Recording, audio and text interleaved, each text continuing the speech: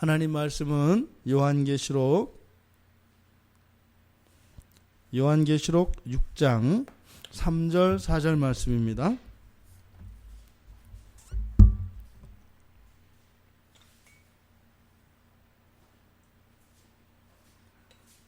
우리 같이 한 목소리로 함께 읽겠습니다. 요한계시록 6장 3절 4절입니다. 둘째 인을 떼실 때에 내가 들으니 둘째 생물이 말하되 오라 하니 이에 다른 붉은 말이 나오더라. 그 탄자가 허락을 받아 땅에서 화평을 제하여 버리며 서로 죽이게 하고 또 큰 칼을 받았더라. 아멘. 아멘. 어린 양으로 묘사되어지는 예수 그리스도께서 이제 마지막 날에 되어질, 장차 이 세상의 그 끝에 이루어질 그 하나님의 계시의 말씀이 기록되어져 있는 두루마리를 열기 시작했습니다. 그 어린 양 예수 그리스도께서 둘째 인을 떼십니다. 둘째 인이 떼졌다라고 하는 것은 이제 그 두루마리가 완전히 개봉되어지기까지 가까워진 것을 의미합니다. 그러니까 이것은 역사적으로는 종말에 점점점 가까워지는 시간을 의미합니다. 그래서 이 봉인들이 하나하나 떨어질 때마다 일어나는 사건들, 이것은 마지막 날에 일어날 그 사건들에 대한 묵시입니다. 둘째 생물이 말하였습니다. 오라. 지금 봉인을 뗄 때마다 이 짐승들이 그 하늘에 있는 그 생물, 하늘에 있는 그 생물이 이야기할 때 이 오라라고 하는 이 말은 명령형으로도 쓰일 수도 있고 또 기원으로도 쓸 수 있다고 말씀을 드렸습니다. 그래서 요한계시록 22장 끝에서 예수 그리스도여 속히 오시옵소서 올 때도 동일하게 이야기한다고 했습니다. 그래서 여기서 이 본문에서는 분명히 오라라고 하는 말에 대한 그 대응이 나오기 때문에 명령의 의미가 분명히 있다. 하지만 이것을 종말론적으로 보면 마지막 날에 성취되어질, 그 완성되어질 그 날에 예수 그리스도의 영광스러운 재림에 대한 간구이기도 하다. 그래서 두 가지 의미로 우리가 다 받아들일 수 있다라고 말씀을 드렸습니다. 둘째 생물이 말하였는데 이때 다른 붉은 말이 나왔습니다. 첫 번째로는 어떻게 해요? 빛과 같이 빛나는 흰 말로 표현되어 있지만 이때 희다라고 하는 것은 빛과 같은 광채가 나는 이런 뜻입니다. 그래서 둘째로 붉은 빛을 띠는, 이 붉은 빛은 불꽃의 색깔입니다. 불꽃의 색깔을 가진 말이 나옵니다. 그런데 그 말 위에는 한 사람이, 사람인지 누구인지는 모르겠습니다만 누군가가 그 말을 타고 있습니다. 그런데 그가 허락을 받았다고 합니다. 허락을 받았는데 두 가지입니다. 하나는 땅에서 화평을 제하여 버리는 것이고 두 번째로는 큰 칼을 받아서 사용하는 것입니다. 두 가지 허락을 받았습니다. 그러니까 이 둘째 인이 떨어졌을 때 일어나게 되는 땅에서 화평이 제해지고 큰 칼을 받아가지고 이 땅에 오는 이 사건이 의미하는 것이 무엇이겠는가? 1차적으로 우리가 받아들일 수 있는 것은 그동안 유지되었던 이 세상의 모든 평화가 사라지게 되는 것을 의미합니다. 이 세상에 우리가 지금 현재적으로 그리고 여러분들이 지금까지 경험하였던 그런 모든 평화가 완전히 사라지는 것을 의미합니다. 그리고 그 평화가 사라지고 이 큰 칼, 뒤에 나온 큰 칼이라고 하는 것은 용도가 누구죠? 그 군사들이, 무사들이 사용하는 칼을 말합니다. 그러니까 이 칼은 사람을 죽이기 위하여 만들어진, 즉 무기로 만들어진 칼을 말합니다. 그러니까 이것은 곧 전쟁을 의미합니다. 그래서 평화가 끊기고 평화가 없어지고 이 땅 가운데 전쟁이 일어날 것이라고 하는 묵시가 지금 여기에 나와 있습니다. 이것은 스가랴 1장 8절의 인유인데 이것은 마태복음 24장에서 예수님께서 그 마지막 때, 그 마지막 날에 대한 예언을 하실 때 그때 나라와 나라가 서로 대적하여 일어날 것이라고 했습니다. 그리고 사람들은 어떻게 해요? 너희들을, 즉 그리스도인을, 예수를 따라가는 예수의 제자들을 죽일 것이라고 이야기를 했습니다. 그러니까 하나님의 나라가 완성되기 전에 이렇게 나라와 나라 사이의 전쟁과 또한 신자들이 감당해야 되는 이런 고난과 핍박의 때가 옵니다. 이것은 반드시 오게 되어 있다라고 예수님께서 하셨던 그 말씀과 일치하는 것입니다. 지금 둘째인이 떨어졌을 때, 둘째인을 예수님이 떼셨을 때 하늘의 그 생물이 명령을 하고 불러서 나온 이 붉은 말을 타고 나온 사람이 받은 권세, 즉 평화를 제하고 이 세상에 전쟁이 있게 되는 이 권세, 이것을 통해서 우리가 평화에 대해서 다시 한번 평화가 의미하는 것이 무엇인가 오늘 본문 말씀을 통해서 생각해 보고자 합니다. 근데 사실은 이 평화라고 하는 이 개념 자체가 이게 어마어마하게 큰 주제가 되나서 사실은 평화에 대한 수박 겉핥기 정도, 그냥 개략적인 상식적인 수준에서만 우리들이 짚어보게 될 것입니다.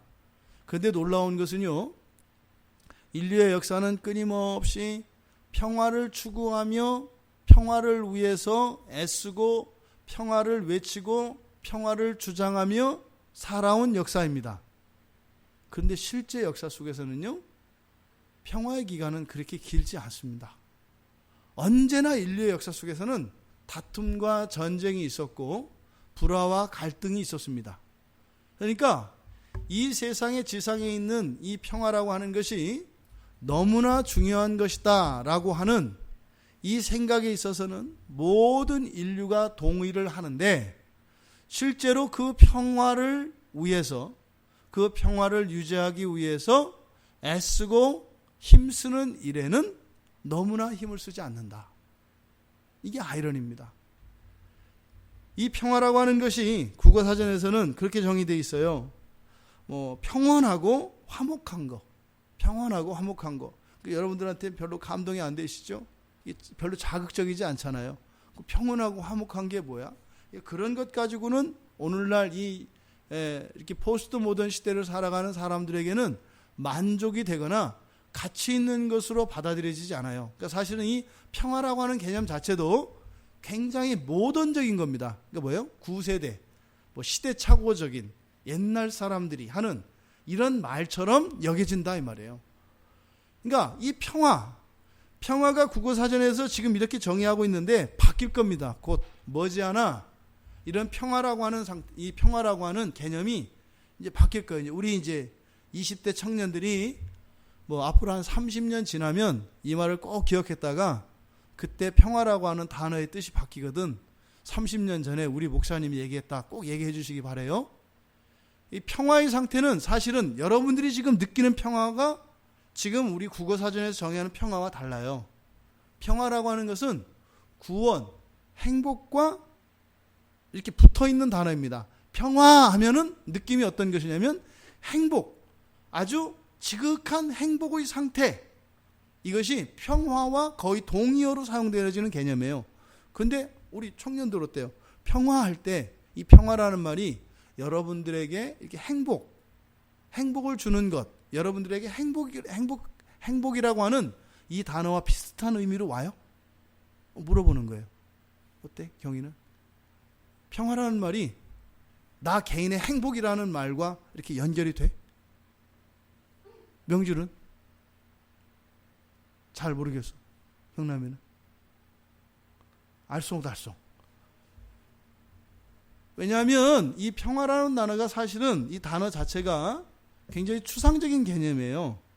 굉장히 추상적인 개념이고 시대에 따라서 변합니다. 그러니까 구약에서 이야기했던 평화, 뭐예요? 샬롬이죠. 샬롬과 신약에서 이야기하는 평화, 이 에이레네의 개념도 많이 다릅니다. 그러니까 이때 당시에 성경이 쓰여질 때의 이 평화와 오늘날의 평화가 다르고 심지어는 이 모던 시대, 그러니까 근대 시대의 평화 개념과 오늘날 이 최첨단을 살아가는 이 무한 속도 경쟁 속에서 살아가는 오늘날의 이 평화의 개념은 전혀 와닿지 않는단 말이에요. 그러니까 이제 아직 손닿지 않은 거예요. 왜? 별로 중요하지 않기 때문에 그래요. 요즘 사람들에게 평화라고 하는 것은 중요하지 않습니다. 여러분이 한번 생각해 보세요. 이 평화라는 단어를 들고 어디에 가서 누구에게 이야기를 하겠는가? 지금 고등학교 3학년 수험생들이 지금 대입실 앞두고 공부하고 있잖아요. 거기에 가서 평화를 얘기하면 어떤 의미가 될까요? 또 지금 취업을 앞두고 취업을 못해가지고 취업 전쟁을 벌이고 있는 그 취업학원에서 막 자격증과 온갖 고시를 공부하고 있는 사람들 앞에 가서 이 평화 이야기를 하면 어떻게 받아들이겠어요? 전혀 다른 개념으로 온다 이 말입니다. 그런데 이 평화라고 하는 것은 성경에서 굉장히 중요한 단어입니다. 굉장히 중요한 단어입니다. 그러니까 우리가 잃어버린 것 중에 하나죠. 그러니까 마지막 날에 이 두루마리의 두 번째 봉인이 열릴 때 이 평화가 사라지는데 그때 우리는 비로소 평화의 가치를 알게 될 겁니다. 평화라는 것의 성격이 이렇게 맛보고 누리는 것이 아니에요. 평화는 잃어버리고 난 뒤에 아는 것이 평화입니다. 여러분들 요즘에 삶이 평화로우신가요? 뭐 평화롭지 않다고도 할 수 없지만 평화롭다고도 할 수 없는. 근데 한번 여러분들이 상상을 해보세요. 북한에서 지금 미사일을 쏴서 전쟁이 났다고 생각을 해보세요. 지금 그러면 전쟁이 나면은요, 뭐 여러분 어떻게 할 것 같으세요? 지금 당장 뭐 가족이 이렇게 모여서 전화해가지고 어디서 만나 이렇게 해가지고 차 타고 갈 수 있을 것 같으세요? 오늘 이후로 다시 못 볼 가능성이 많아요. 전쟁이 나면. 그런 거예요. 전쟁이 딱 나면은요, 모든 스마트폰이 중단됩니다. 전화도 중단됩니다. 전기도 끊깁니다. 컴퓨터 모든 게 마비됩니다. 그게 전쟁이에요. 그럼 당장 뭐 24일만 해도 집에 가려고 해도 지금 호계동까지 막 뛰어서 가셔야 되잖아요. 근데 지금 애들이 어디 있는지도 모르잖아요. 근데요, 또 이렇게 되면 어떻게 돼요? 길거리와 모든 것이 다 통제하에 들어갑니다. 마음대로 이렇게 움직일 수 있는 게 아닙니다. 그게 전쟁이에요.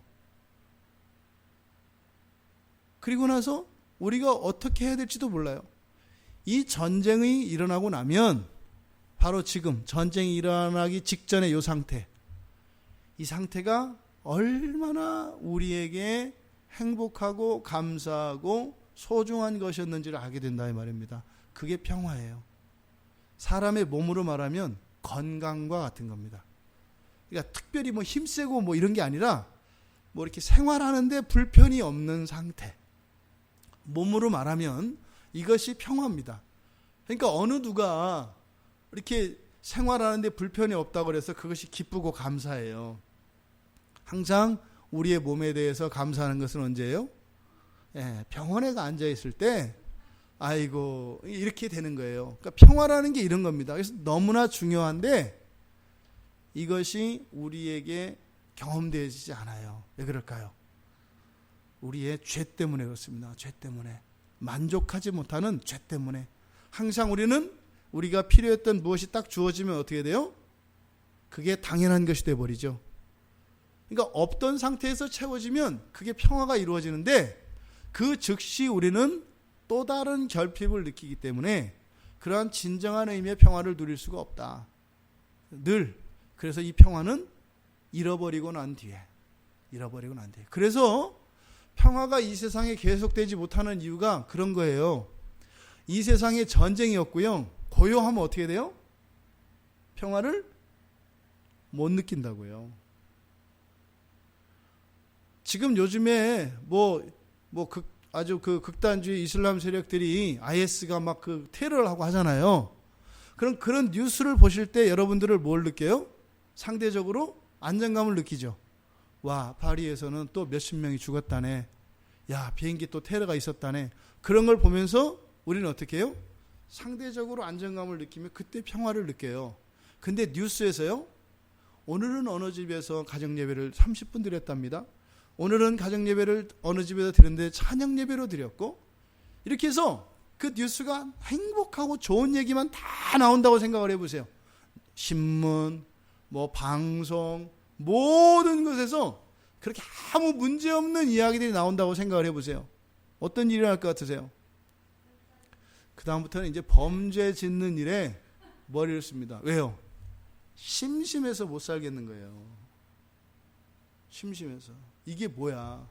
그러니까 어떻게 해요? 평화가 너무나 중요한 것인데 정작 그 평화가 우리들에게 오면 어떻게 돼요? 던져버린단 말이에요. 던져버리고 잃어버린 그 평화를 찾아서 또 죽으라고 힘을 다해서 찾아가는 거예요. 그래서 평화가 딱 주어지면 어떻게 되는 거예요? 또 딱 던지고. 그러니까 뭐예요? 그 사냥개 훈련시키는 거 그런 거죠. 막 던지면 막 쫓아가서 물고 딱 오잖아요. 그러니까 주인 갖다 주면 어떻게 돼요? 잘했다고 어디 또 던지잖아요. 그죠? 그렇게 사냥개에게 원반과 같은 거, 이런 게 사람에게 있어서 평화라는 겁니다. 그래서 사실은 우리가 이 평화의 가치를 잘 알지 못해요. 그런데 마지막 날에 이 평화가 재어지고 없어지고, 그 평화가 없어진다는 것은 뭐예요?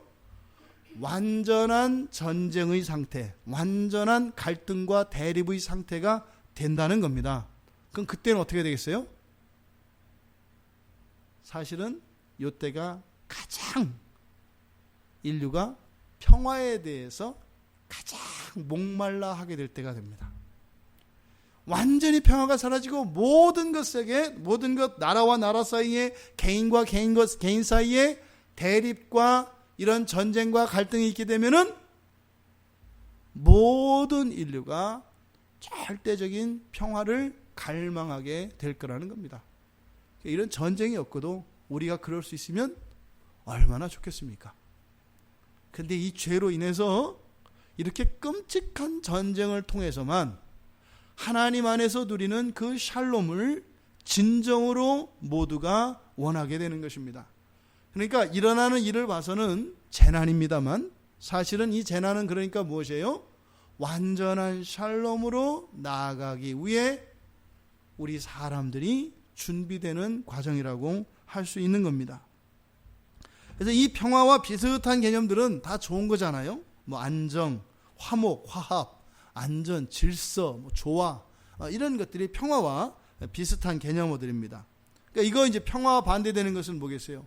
전쟁, 다툼, 미움, 의심, 갈등, 대립, 파괴, 폭력, 전쟁, 살인, 미움, 뭐 이런 것들이 이제 평화에 반대되는 개념어들이죠. 이 평화에 대해서는 동양과 서양에서 이야기하는, 생각하는 평화의 개념도 좀 다릅니다. 동양 사람들은 좀 관조적이고 내적이에요. 그래서 마음의 평화, 마음의 상태, 이 마음의 안정된 상태를 평화라고 생각을 하고, 서양에서 가지고 있는 평화가는 그런 개인의 내면, 마음에서의 이런 평화가 아니라 사회 질서가 안정이 되어지고 정의가 실현되어지는 이런 것들을 평화의 상태로 봅니다. 그러니까 서양 사람들과 동양 사람들의 생활 방식도 다르고 추구하는 것들이 다를 수밖에 없어요.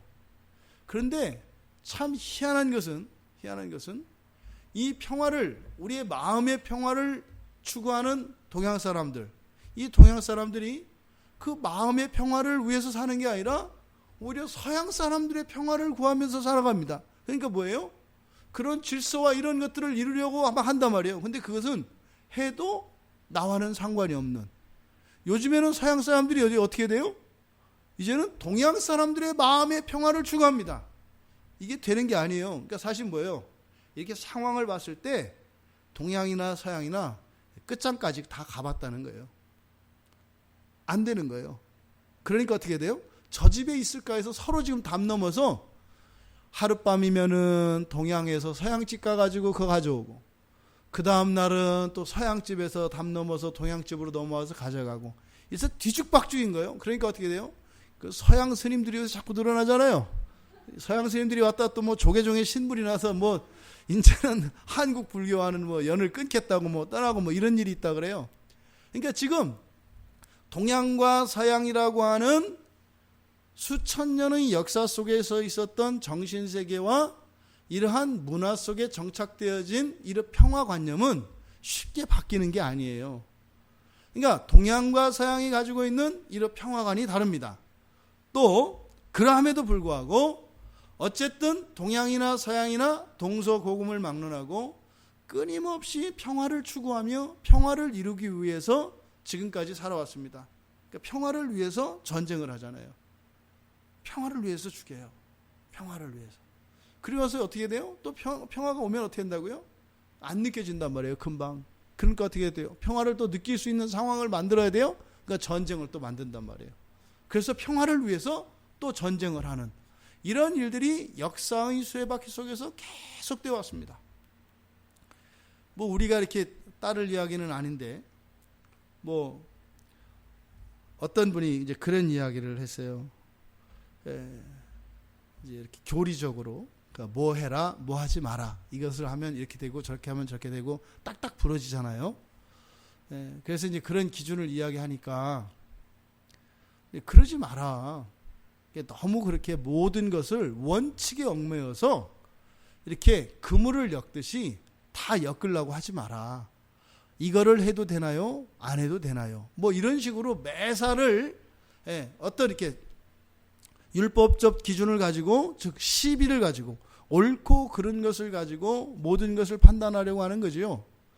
그렇게 하다 보면은 스스로 무엇인가에 매여서 주인으로서 자기 인생을 사는 것이 아니라 종으로서 자기 인생을 살아가게 됩니다. 그러면 평생 동안 자유를 누리지 못하게 돼요.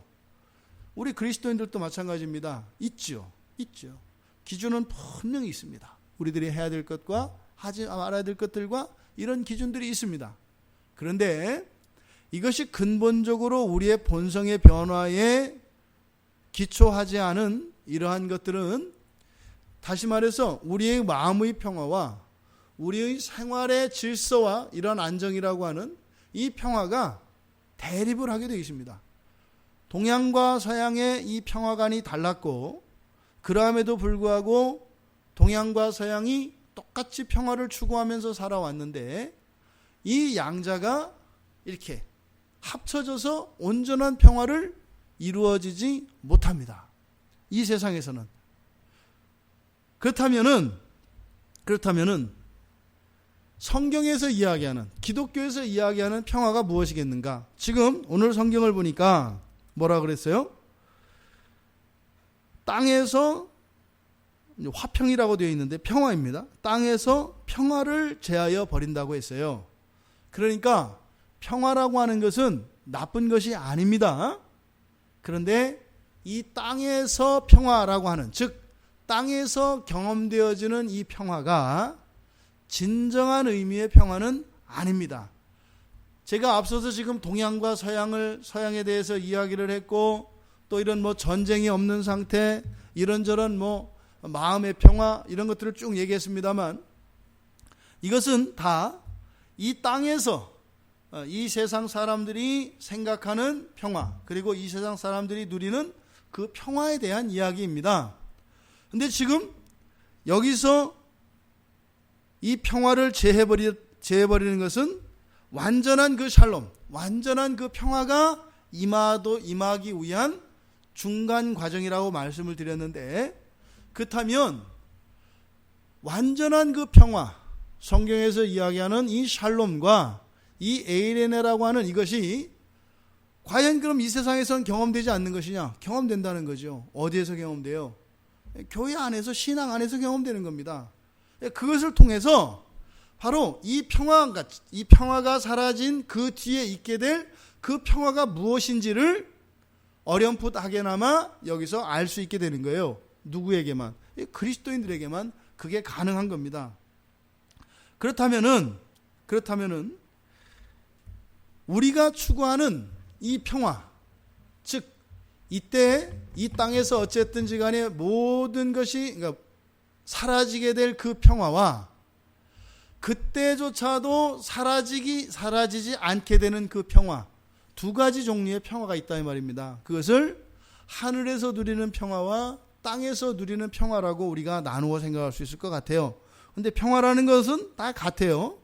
그런데 땅이라고 하는 이 공간, 그리고 하늘이라고 하는 이 공간의 차이점 때문에 평화가 전혀 다른 성격으로 나타난다 이 말입니다. 이 땅에 있는 이 평화라고 하는 것은 여기 보니까 어떻게 돼요? 그날에, 그 마지막 날에 없어지네요. 없어져요.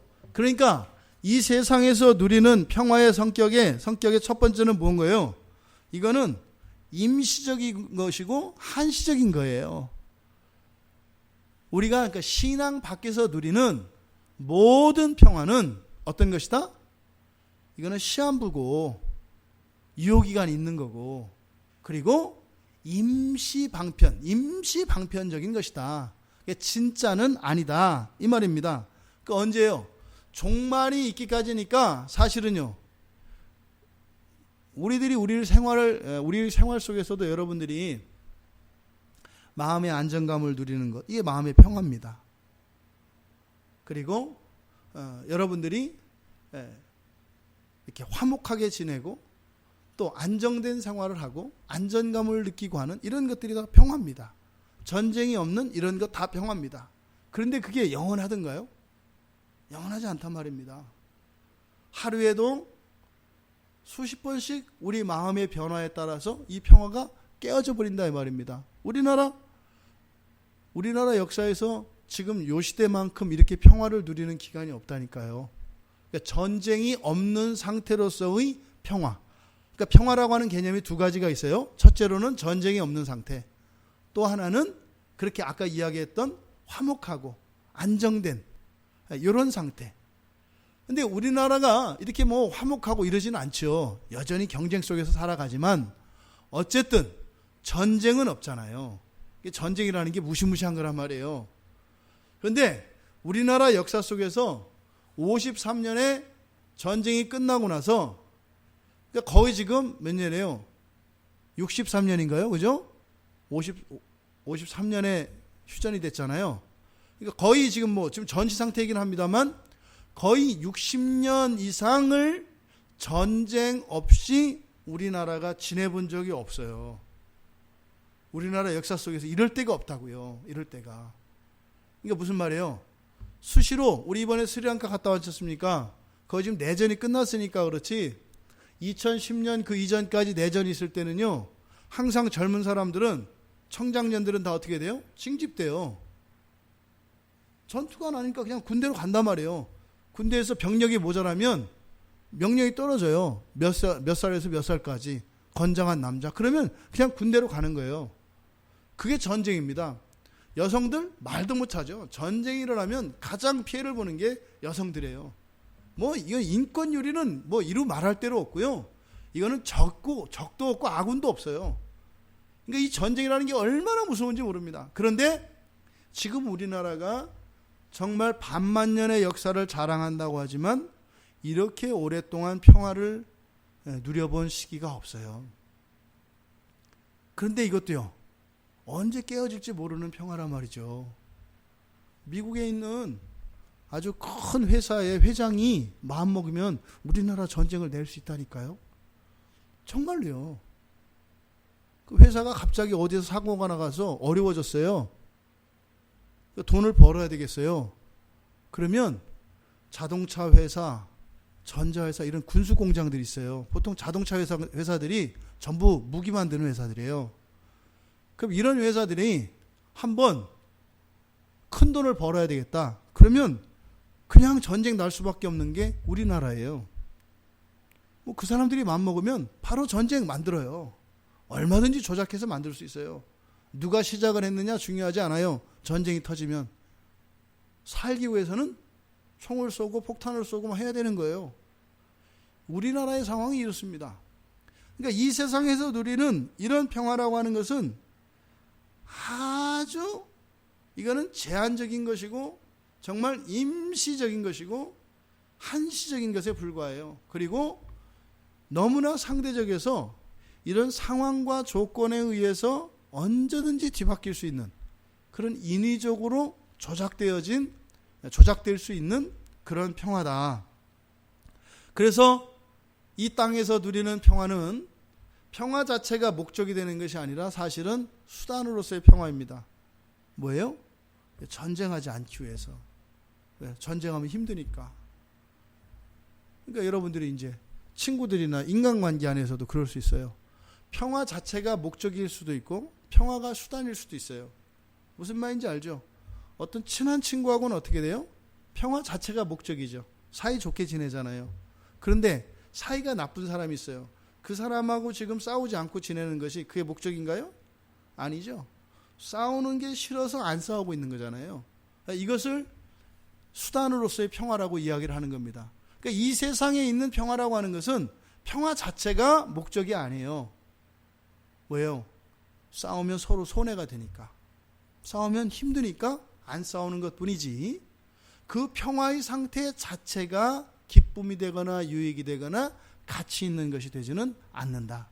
그게 이 세상, 이 땅에서 누리는 그런 평화입니다.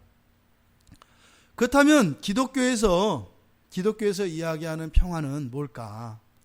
이거 반대되겠죠. 그죠? 한시적이거나 인시적이지 않은 거예요. 영원한 거겠죠. 불변하는 거겠죠. 수단이 아니라 목적이 되는 거겠죠. 그게 이제 기독교에서 이야기하는 평화입니다. 그런데요, 이 평화라고 하는 것이 기독교가 처음에 이제 예수님이 이 땅에 오셔서 메시아로 그리스도로 당신을 증거하셔서 제자들이 생기고 예수님을 믿는 많은 무리들이 생겼잖아요. 그때부터 이제는 예수님이 승천하시고 난 뒤에 안디옥 교회에서부터 그리스도인이라고 하는 이름이 붙여져요. 그러니까 그때부터 이제 그리스도교, 그러니까 명칭으로서의 그리스도교가 안디옥에서부터 시작되는 거죠.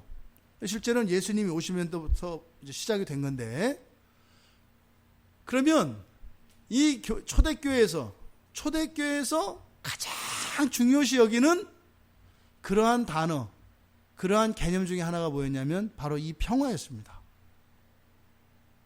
그러니까요, 이 고대 사회에서는 끊임없이 어떻게 해요? 매일 도적이 들끓고요. 맨날 전쟁이고요.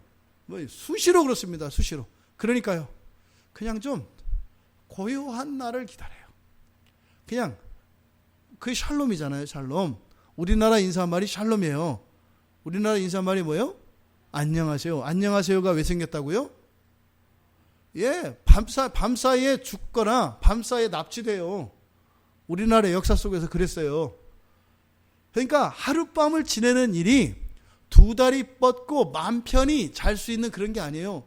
우리나라가 이렇게 사람 살기 좋고 인심이 좋아서 담장도 닫고 대문도 안 잠그는 사이에 잠가봤자 소용없으니까 안 잠그는 거예요. 우리나라가요, 그렇게 만만한 나라가 아니에요. 엄청난 나라예요, 엄청난 나라. 그러니까 전국 방방곡곡에 산적들이 없었던 때가 없고요. 도적 소굴들이 없었던 때가 없어요. 이 나라가 그런 나라예요. 그러니까 고대 사회는 더 했어요. 그러니까 뭐예요? 그냥 우리 시쳇말로 그냥 두 다리 뻗고 좀 마음 편히 잡았으면 좋겠어.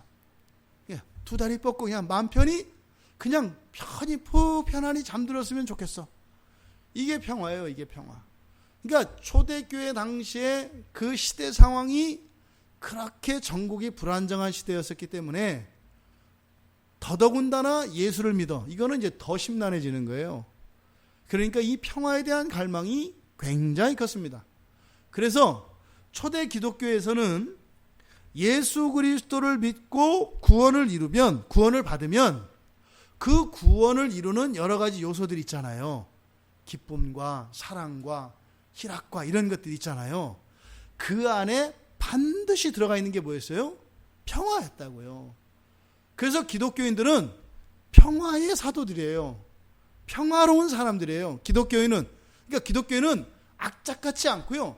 경쟁하지 않고요. 평화를 추구하는 사람들이에요. 그러니까 오늘날 기독교들 가운데 이 평화를 최고의 가치로 추구하는 그 기독교가 있죠. 그게 퀘이커교도입니다. 퀘이커교도. 우리는 이제 이단으로, 왜 이제 그 사람들은 이단이죠. 근데 그들이 추구하는 평화에 대한 가치는 초대교회의 이 평화에 대한 평화를 소중히 여기는 그 전통을 가장 잘 보존하고 있는 게 퀘이커 교도들이에요. 그러니까 퀘이커 교도들은 우리나라의 대표적인 그 퀘이커 교도가 함석헌옹입니다. 우리들 때는, 저희들 때는 그 정신적인 지주였어요. 그래서 비폭력 주장하고 늘 평화를 주장하는, 그래서 이제 퀘이커 교도가 이제 뭐 얼마 없어요. 전 세계적으로. 지금은 이제 영국에서 막 박해받고 하다가 미국에서 이제 살고 있죠. 퀘이커 교도들이. 이 사람들은 평화를 지향합니다. 그런데 이들이 이제 참된 신앙 안에 있지 않는 것은 이 사람들의 그 평화를 추구하는 근본이 예수 그리스도에 있는 게 아니라 내적 광명이 있어요. 사람 안에 이렇게 빛이 있어요. 내적 광명이. 그래서 이 광명을 보면서 소망을 갖고 그 안에서 평화를 유지해야 됩니다. 그러니까 사람이 곧 뭐가 돼요? 신이 돼버리죠. 그래서 그렇게 되면은 사람의 전적 타락, 부패, 죄, 원죄 이거를 인정하지 않게 됩니다. 그러다 보니까 그 평화를 추구하는 그 정신과 그들의 생활 방식은 초대교회의 그 가치와 전통을 잘 계승하고 있는데 본질 자체는 바뀌어버렸죠.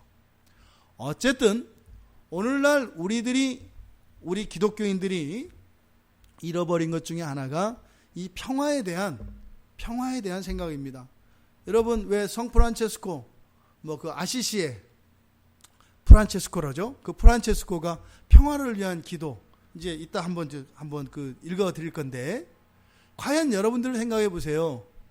여러분들의 마음의 평화, 여러분들 가정의 평화, 교회의 평화, 사회와 나라의 평화, 인류의 평화를 위해서 여러분들이 기도를 해본 적이 있던가?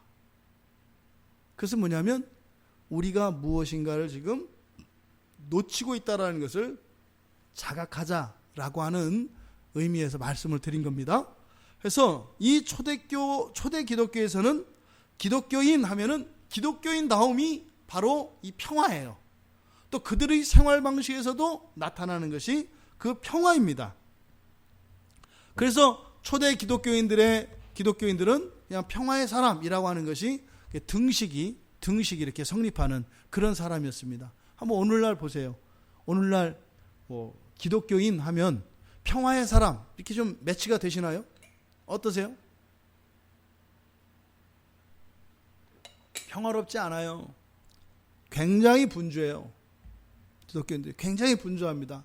그리고 굉장히 경쟁적이에요. 그러니까 평화와는 너무나 거리가 멀어요. 그러니까 우리 신앙에 지금 문제가 생긴 겁니다. 그러니까 우리들이 지금 누리는 추구하는 그런 평화는 지금 계시록에서 이야기하고 있는 이 땅에서 제해버릴 그런 평화이겠네요. 우리가 우리들의 삶을 신앙의 관점에서 봐야 한다 이 말입니다. 그렇다면 성경에서 이야기하는 이 평화가 뭐냐? 히브리에서는 그걸 샬롬이라고 하고 헬라어는 에이레네라고 해요. 에이레네. 그래서 아는 집사님 그 커피숍 이름이 그 에이레네입니다. 에이레네. 이제 평화라고 하는 뜻이거든요. 그러니까 샬롬 똑같은 겁니다. 그런데 문자 대 문자로 번역을 할 때는 샬롬이 에이레네고 에이레네가 우리가 사용하는 평화입니다만 개념은 조금씩 다릅니다. 구약에서 이야기하는 평화, 이 샬롬은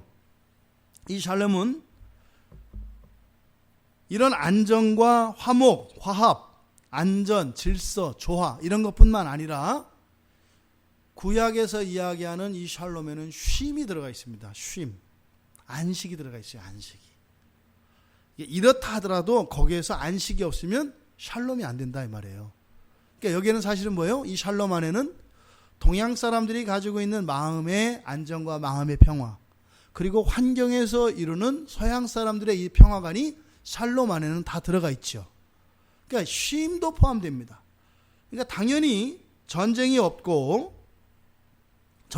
상태를 말하는데 그 유대인들에게 있어서 이 평화에는요 건강도 포함되고요 거기다는 부와 번영까지 포함돼요. 유대인들에게 있어서 이 평화라고 하는 것은. 하지만 이 모든 것들은 하나를 향해서 달려가는데 그것이 뭐냐면 여호와 하나님과의 언약적 관계, 이 언약적 관계의 안정, 이 언약적 관계가 견고하게 흔들림 없이 안정을 유지하는 상태, 이것이 모든 평화의 핵심이 바로 언약에 가 있습니다. 그러니까요, 이 언약은 율법으로 또 가겠죠. 그래서 이스라엘 사람들이 평화를 추구하는데, 샬롬을 추구하는데 그렇게 율법의 목을 매었던 거예요. 언약이 있었기 때문에. 근데 이 구약의 이 샬롬은 현세적인 측면이 강합니다. 현세, 지금, 나의 측면이 강해요. 그리고 기껏해야 유대인, 요 안에서의 평화가 강합니다. 그런데 이제 신약으로 넘어와서 이 에이레네, 헬라어로 이 에이레네라고 하는 이 단어는 이 단어의 출발 자체가 좀 달라요. 이 에이레네라고 하는 단어는 에이로가 뭐냐면 그 어린이들이 그 가지고 노는 조립식 장난감 있잖아요. 그건 어떻게 돼요? 이렇게 조각조각 이렇게 돼 있지 않습니까? 그거를 다 모아서 전체를 이루죠. 그렇죠? 그게 에이로라고 하는 단어예요. 그러니까 에이로는 흩어진 부분들을 조립해서 하나로 결합시키는 것. 요게 에이로라고 하는 단어예요. 그것의 명사형이 에이레네입니다. 그러니까 느낌이 다르죠. 여기서 지금 평화라고, 그러니까 에이레네라고 하는 이 말이 나타내는 평화의 개념이 무엇인지 대략 감이 오시죠. 나뉘어져 있던 것들이 어떻게 되는 거예요? 하나로 완전히 합쳐지는 것. 요게 기본적인 이 에이레네의 평화 개념입니다. 그러니까 예수님이 하늘에서 이 땅에 오르신 것 왜 오셨어요?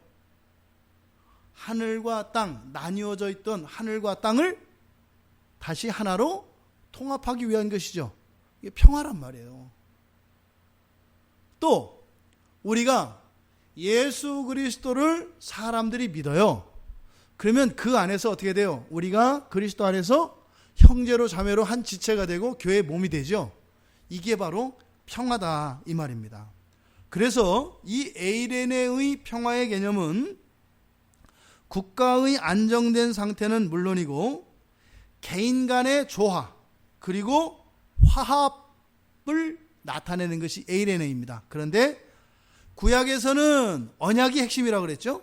그런데 이 신약에서는 이 평화의 핵심은 바로 메시아입니다. 메시아. 그러니까 예수 그리스도에 의해서 결합되어지는, 막힌 담장들이 허물어지며 통일이 되고 한 몸이 되어져 가는, 그래서 메시아의 구원과 관련된 평화가 에이레네입니다. 그래서 이 샬롬의 평화와 에이레네의 이 평화의 개념이 약간 다릅니다. 그래서 아까 이 샬롬은 현세적이라고 그랬죠. 그리고 개인적이고 민족적이라고 그랬죠. 근데 이 에이레는 어떠세요? 현세적인 것이 아니라 종말론적입니다. 왜요? 메시아의 구원은 언제 완성돼요? 바로 재림하셨을 때 종말에 완성되기 때문에. 그래서 이 에이레네의 평화는 현세를 초월하여 종말을 넘어 영원을 향합니다. 그리고 또 이 에이레네의 이 평화라고 하는 것은 한 개인을 넘어서 자꾸 지평이 밖으로 확산되어져 갑니다. 확장되어져 갑니다. 샬롬의 평화는 안으로 줄어들어요. 어떻게 돼요? 다른 나라, 다른 민족에 비해서는 우리 민족의 평화를 추구한다 이 말이에요. 그럼 우리 민족 안에서는 어떻게 돼요? 우리 가족의 평화를 추구한다 이 말이에요. 또 우리 가족 안에서는 어떻게 돼요? 나의 평화를 추구한다 이 말이에요. 그래서 유대에 그렇게 많은 분파가 있는 겁니다. 우리나라 한국교회가 그러니까 유대적 상황과 많이 비슷해요. 그러니까 우리가 지금 그러면 한국교회에서 그동안 추구해왔던 평화가 이 에이레네의 평화가 아니라 샬롬의 평화였구나. 그래서 한국교회 안에 이런 기복적 성격과 이런 현세적 성격이 강했던 이유가 바로 성경에서 나오는 구약적 이 평화를 추구하며 우리가 신앙생활을 해왔기 때문에, 또 그것이 우리 입맛에 맞았기 때문에 오늘날 이런 결과가 나온 것이다. 그런데 에이레는 어떻게 된다고요? 이것은 예수 그리스도 안에서의 그 구원으로 인한 조합과 화합에 있기 때문에 나 하나 있을 때보다 둘이 있으면 어떻게 돼요? 평화가 경쟁적인 것이 아니라 커진다 이 말입니다.